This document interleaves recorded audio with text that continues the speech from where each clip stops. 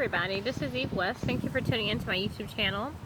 This channel is dedicated predominantly to promote a book I wrote. It's called Follow. It's an ebook that really gives a holistic view of spirituality, looking at it not just from a purely psychological, metaphysical standpoint, such as love, intuition, creativity, but also our earthly, which is the reptilian brain, what we can see, taste, touch, smell, and hear. So I focus on, different, controversial topics like sex, money, sex, money, race, and so forth. And so, the latest videos I've been doing correspond to gang stalking, because whenever you start to vibrate higher within your matrix environment, you start to become a divergent. And so we all have seen the movie Divergent, where the divergents are really shunned, if you will, in society, and they're eliminated. And so this is pretty much what happens to you. If you were raised Christian, if you will, and you find out that Jesus wouldn't have been named Jesus because the letter J did not exist during the time that he would have walked the earth, then, you really start to, really stick out. And so the research that you have actually, kind of conflicts with the programming that other people have within their environment. And so it really ostracizes you. And a lot of things are done, gang stalking tactics are done to exacerbate your, the energy within your pineal gland. And so, because you're always constantly being harassed, either in public places or within the dwelling itself, within your home, the pineal gland, which is, actually corresponds to Saturn, the planet Saturn, which is a planet of restriction, it actually devolves into Satan. It devolves into Satan. And so basically, when you're targeted so much every day, day in and day out, you eventually blow up and you do something that's irrational, what have you, or considered to be irrational. And so there's really just an agenda to institutionalize you, to either put you in some type of mental facility, and so, or you can, there's something to where, if you blow up, they put you in some type of prison or what have you. Even since doing my videos for gang stalking, a lot of the snapshots that, I've been seeing on YouTube do make me look a little different. But, I don't really let that bother me or what have you, because I know that, what I'm doing, I believe in what I do. And I think that because I'm putting a lot of this information out there that is not as well received, if you will, even on YouTube, and a lot of spiritual teachers that I've looked at, a lot of them do not have a lot of the occult information that's in my ebook, and they do not talk necessarily about information in terms of the dimension that I access it. And so, so what I have to say is very novel. I think it actually takes what people are saying in the New Age and debunks a lot of the falsehoods, and really takes the information to a whole nother level. So I encourage you to purchase, purchase Follow on Amazon.com. But I wanted to just kind of signify some more things in regard to, my gang stalking in the home, because like I said, gang stalking, in isolation just looks like everyday occurrences. It doesn't look like anything is wrong. It looks like maybe you had a bad, experience at the grocery store, at the library, or the airport, or what have you, or maybe you just had a fight with your mom in the home.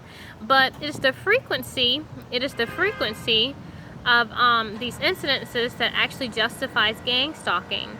And so, really within my dwelling, I really try to point out the restrictions, because a lot of the restrictions that are placed upon me are very evil.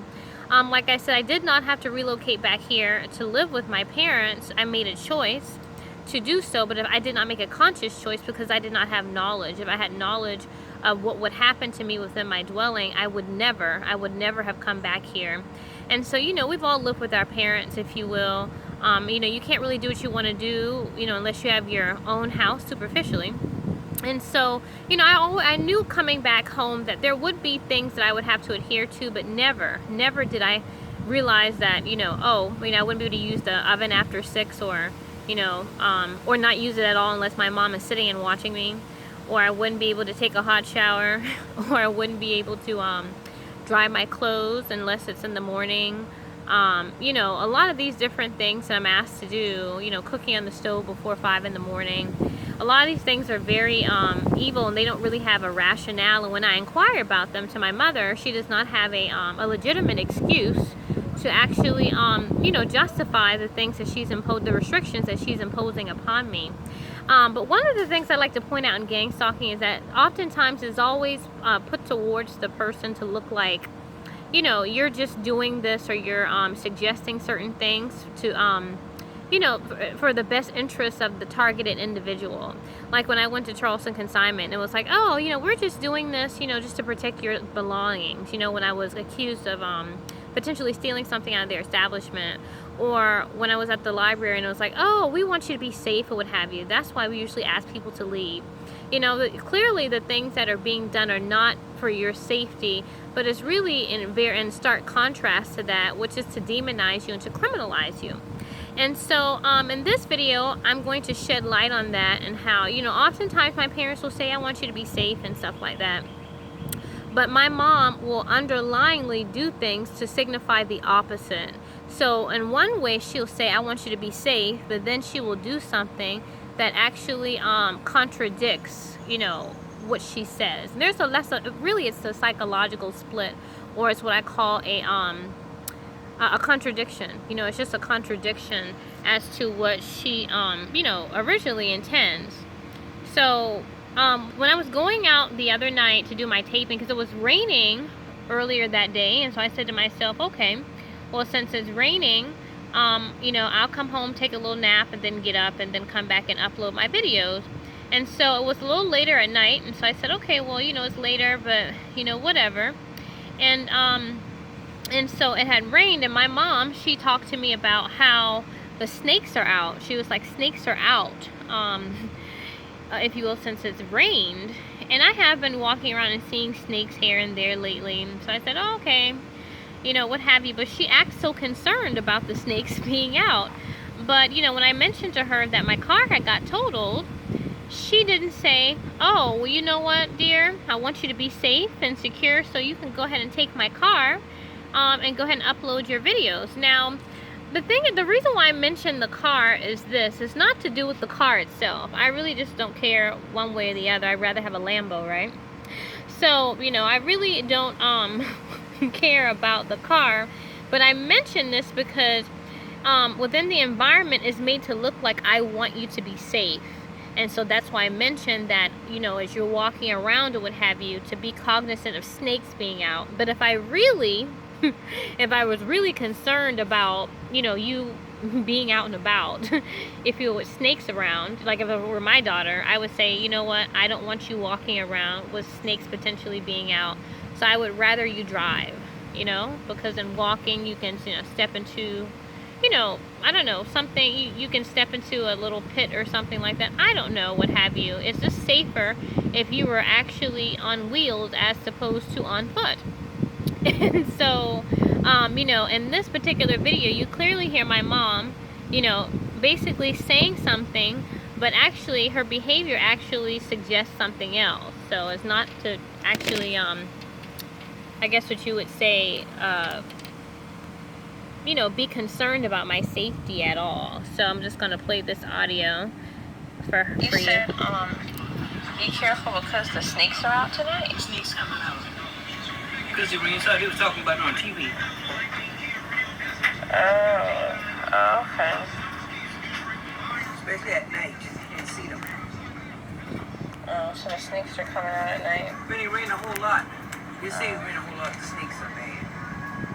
Oh, okay. Well, I'll make sure I walk carefully. Or what have you. Jonathan got water moccasins. Yeah, I'm just, you know, it's such a bad thing that, you know, I really wish my car hadn't gotten totaled, because if that were the case, then I would be able to, you know, drive to upload my videos and stuff. So.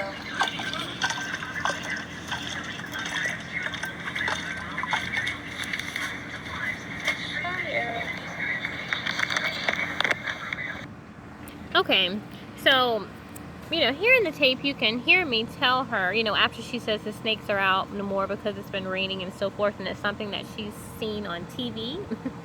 So, you know, when I talk about, you know, I spoke to her and said, you know, I'm on foot, and, you know, it's kind of, you know, it sucks not to have my car, since my car had gotten, you know, someone had totaled my car. Well, it wasn't my fault. And so, in saying these things, you would think a mother would say, I'm so sorry, you know, I don't want you to be out there and potentially get bitten by snakes. Why don't you go take the car? You're just going to, you know, the library, or you're just going to go, you know, upload your videos somewhere. So, you know, within West, you know, the area where my parents' house is located. So why not go ahead and do that? But she does not.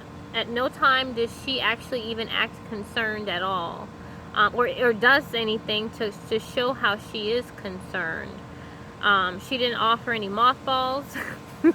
You know, like for example, they have mothballs, you know, that my dad uses in the yard. She would say, you know, carry some mothballs with you, or maybe a stick or something like that. You know, anything to suggest that you really do genuinely care. And so this is actually done as well psychologically to provoke me to anger, because underlyingly the targeted individual, me, the targeted individual, knows that she really doesn't care one way or the other. You know, she's just like, if you go out there and get bit, basically it's saying without words, if you go out there and get bitten by a snake, I really could care less about you. That's really what it's saying, when you're not really making provisions, if you will, to ensure that the person is actually safe, and then you're mentioning the danger involving the situation that that person is in. So it's very evil. You know, one thing about gang stalking, it's those unsaid things. It's not the things that are said, but the things that are not said that are particularly insidious and what I would consider to be spiritual attacks. So thanks guys for looking at this video, and I will see you in my next gang stalking video.